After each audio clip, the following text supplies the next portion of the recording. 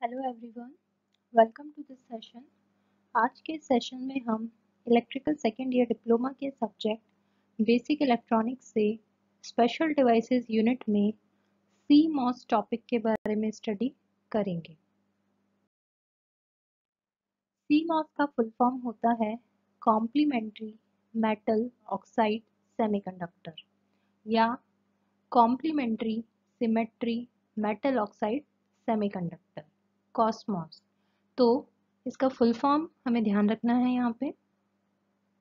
ये एक प्रकार का मॉसफेट फैब्रिकेशन प्रोसेस है जिसमें पी टाइप और एन टाइप मॉसफेट्स को काम में लिया जाता है। जो ये पी टाइप और एन टाइप मॉसफेट हम काम में ले रहे हैं, ये आपस में कॉम्प्लीमेंट्री और सिमेट्रिकल पेयर होते हैं। इस टेक्नोलॉजी का उपयोग आईसी चिप्स को, इंटीग्रेटेड सर्किट चिप्स को कंस्ट्रक्ट करने में, micro processors, micro controllers, memory chips और दूसरे लॉजिक सर्किट्स को डिज़ाइन करने में किया जाता है। इस टेक्नोलॉजी को एनालॉग सर्किट्स जैसे कि इमेज सेंसर्स, जिन्हें हम CMOS सेंसर्स के नाम से जानते हैं, डेटा कन्वर्टर्स, RF सर्किट्स और हाईली इंटीग्रेटेड ट्रांसीवर्स में भी काम में लेते हैं। ये हाईली इंटीग्रेटेड ट्रांसीवर्स अलग अलग प्रकार के कम्युनिकेशन सिस्टम्स में काम में लिए जाते हैं। नेक्स्ट हम देखते हैं इसका कंस्ट्रक्शन। डायग्राम में आप देख रहे हैं एक सिंगल डायग्राम में हमने PMOS और NMOS दोनों को काम में लिया है। जो अपर पार्ट है, अपर पोर्शन है, वो PMOS है, P टाइप मॉसफेट है, और जो लोअर पोर्शन है वो है N type MOSFET. CMOS circuits को कुछ इस प्रकार कंस्ट्रक्ट करते हैं कि जो PMOS ट्रांजिस्टर्स होते हैं, इनका एक इनपुट या तो आपको वोल्टेज सोर्स से अथवा किसी दूसरे PMOS ट्रांजिस्टर से प्राप्त होता है। इसी प्रकार NMOS ट्रांजिस्टर्स में उसका एक इनपुट या तो आपको ग्राउंड से प्राप्त होता है अथवा दूसरे NMOS ट्रांजिस्टर से।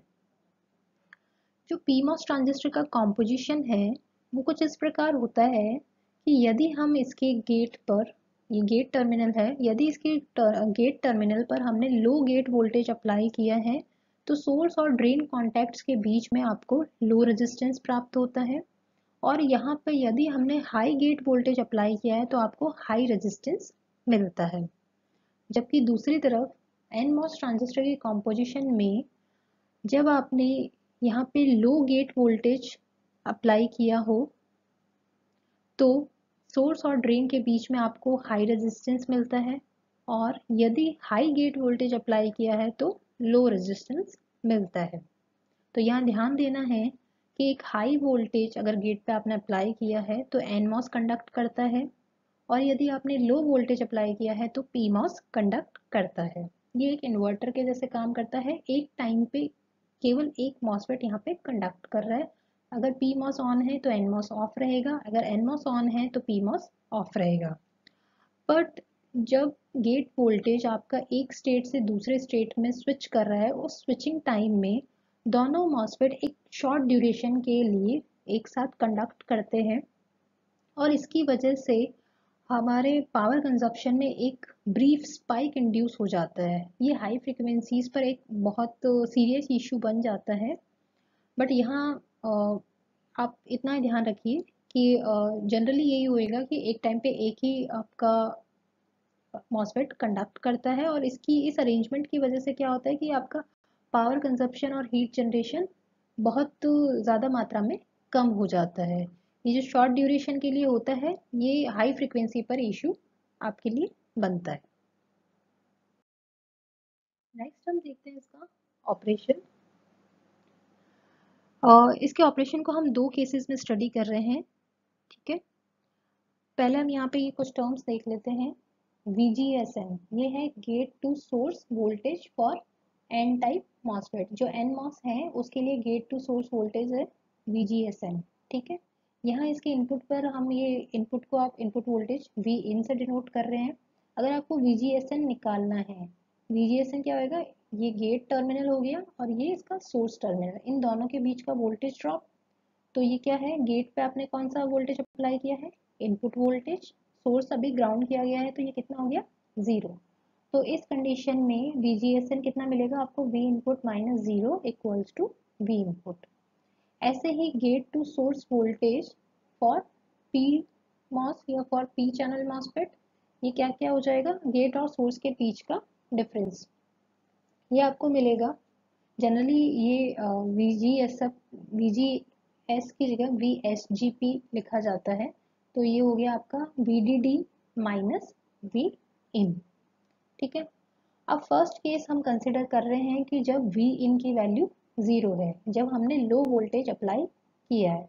जब लो वोल्टेज अप्लाई किया है तो ये V इन की वैल्यू यहाँ हम पुट करते हैं।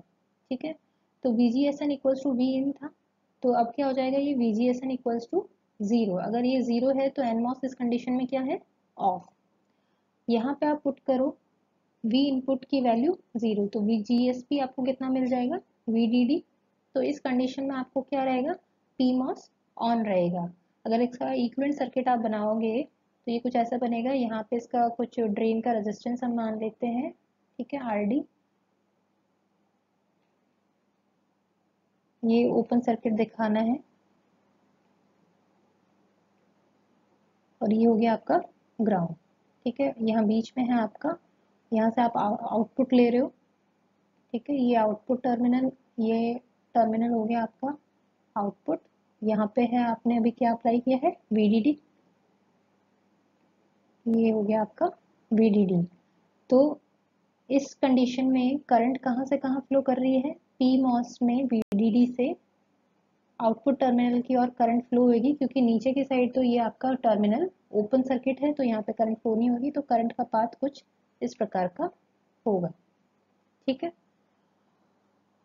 तो यही चीज हमने यहाँ पे थ्योरी में लिखी है कि जब इनपुट वोल्टेज लो है तो एनमॉस का ट्रांजिस्टर चैनल एक हाई रेजिस्टेंस स्टेट में होता है, जिसकी वजह से इससे फ्लो होने वाली करंट को ये लिमिट कर देता है।